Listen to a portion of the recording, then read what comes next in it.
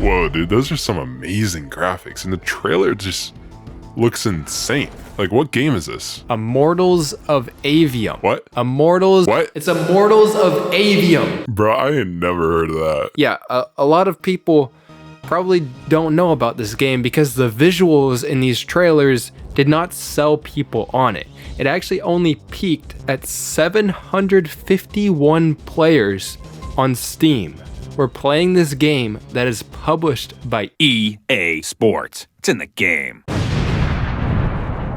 It's possible that it's a little bit bigger on console, but regardless, it hasn't done that well. And it doesn't help when this game feels like a glorified tech demo for Unreal Engine 5. This is the first third-party Unreal Engine 5 game using all of the big new features. We've got Nanite, Lumen, Virtual Shadow... I mean, a lot of the content that was on YouTube was literally just talking about how this game ran and if your PC could keep up with it, but not actually playing the game. Quintessential example of AAA gaming in 2023. If you exclude all of the battle passes and item shops and stuff like that. They put the man himself in Fortnite. But if you're not convinced of this, then I'm gonna show you a few more examples. What about this game, which also boasted incredible graphical technology and the fastest loading times in any game on PC because of direct storage? New technology coming to PC for the first time, like woo! That would surely sell you on the game. But do I really need to tell you guys why Forspoken didn't pop off? Okay, so let me get this straight. I'm somewhere that's not what I would call Earth. I'm seeing freaking dragons, and oh yeah, I'm talking to a cop!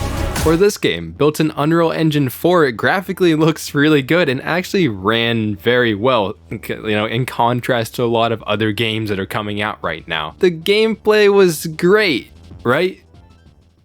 I definitely didn't buy this game for the robot girls. Nah, I would never do that. Other than that, in Atomic Heart, where was the substance? Where was the gameplay and things to explore? Didn't feel that in this game. We also watch as Nvidia puts yet another ray tracing feature into Cyberpunk, the game that they use for all of their testing Frankenstein creations, which can't even run half of the features that they advertise in Cyberpunk, without rendering the game internally at 240p and only actually generating half of the frames realistically. When I first wrote this, I was skeptical of Cyberpunk 2.0 and Phantom Liberty, but I now know that a lot of people are enjoying it, and I might have to check it out for myself. Tell me this, are we supposed to play games or watch them?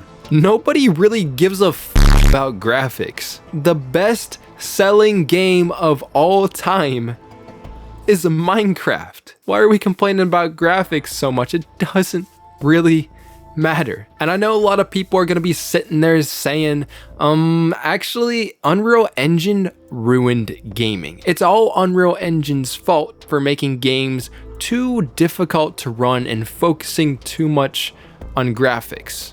Alright, if y'all Unreal Engine haters are going to say that, I want you to try and actually say it with a straight face. When you see this rendered in real time, and try to say that this technology was a genuine mistake. And I don't think anyone out here is actually complaining about how freaking Valorant looks and runs. Valorant is made in Unreal Engine 4, and it runs like a dream.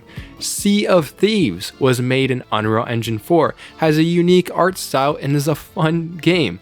Borderlands 3, also a unique art style, made in Unreal Engine 4. Final Fantasy VII Remake.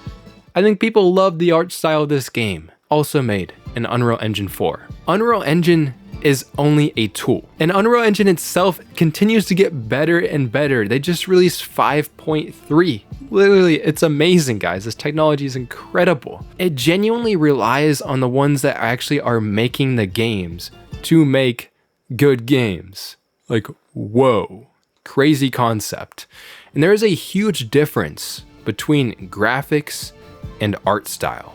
You don't necessarily need the most insane technical masterpiece graphics or the raw horsepower to make a game stand out and achieve the vision that it's trying to get out. I still love how the original Dishonored game looks. To this day, that game has grit. It makes you feel like a badass. And Dishonored was made in Unreal Engine 3, guys. Risk of Rain 2 is also a gorgeous game with an amazing art style that makes the game clear until you get to the end game and things become chaos, and it's relatively easy to run on a lot of systems, which makes it accessible to more people. Baldur's Gate 3, a recent release, actually isn't that graphically insane, but it does look good and has a nice style to the game. But Baldur's Gate 3 is also very fun.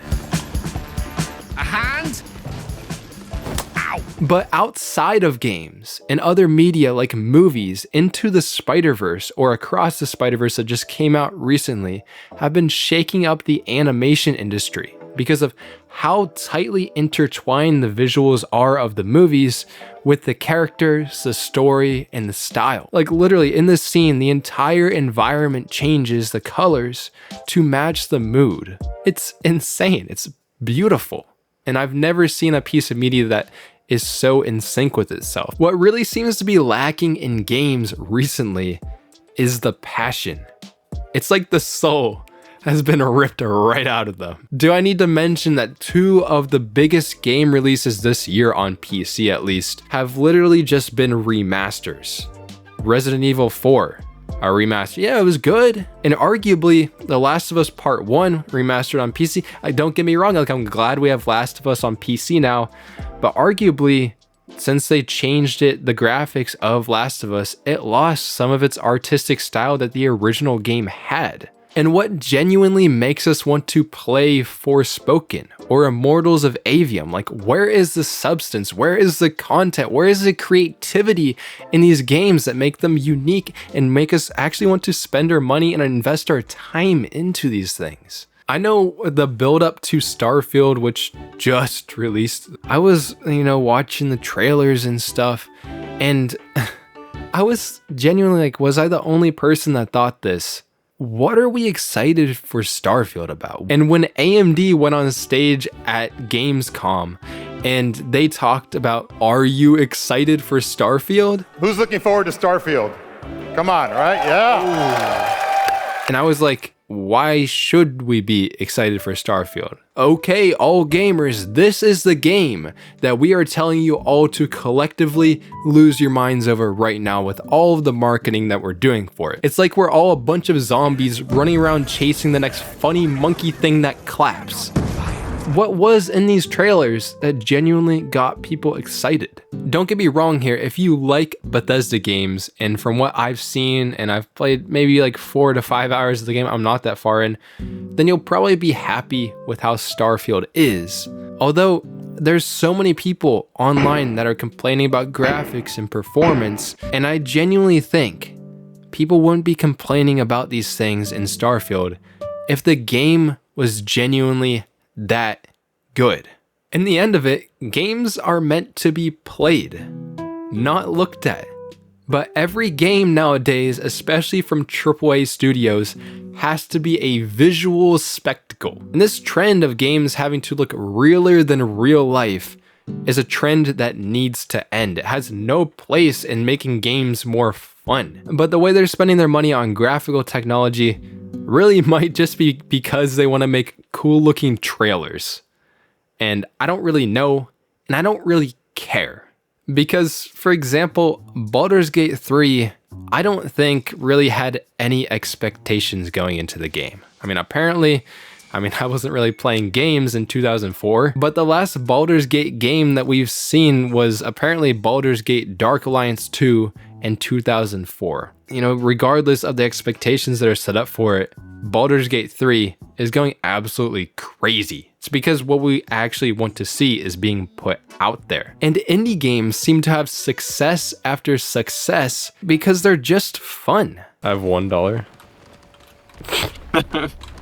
Broke ass. It doesn't really matter about the latest graphics when an indie developer, maybe even a solo team, can make a game that's more fun than the AAA studios can put out. Oh no, you're moving it up here. No. And that's saying something. That is a bad state for the gaming market. And I really hope that this focus on graphics is really just teething pains as we ease into this new era of technology and game development. Once they are more experienced with all of this tech, they could hopefully flex their creativity. I can't guarantee that. And hopefully games like Baldur's Gate 3 are gonna put pressure on the industry to change. Hamster. And really focus on the fundamentals of what makes a game a freaking game, not a show, not a movie. All in all, I just wanna have fun and exciting games. Dude, wait. Okay, both have to go up there. We have to hit each other in the middle. Yeah, that's what I was about to say. What if we That's both have to line? crazy. Are you lined up? Mm-hmm. Ow. Yeah. I don't know about you. I'm assuming if you want the best for gaming, you probably want the same thing. But let me know what you think. If you have any differing opinions on this, I'm happy to hear them in the comments. Hopefully you guys have a great rest of your day. I'll see you in the next video, and peace out.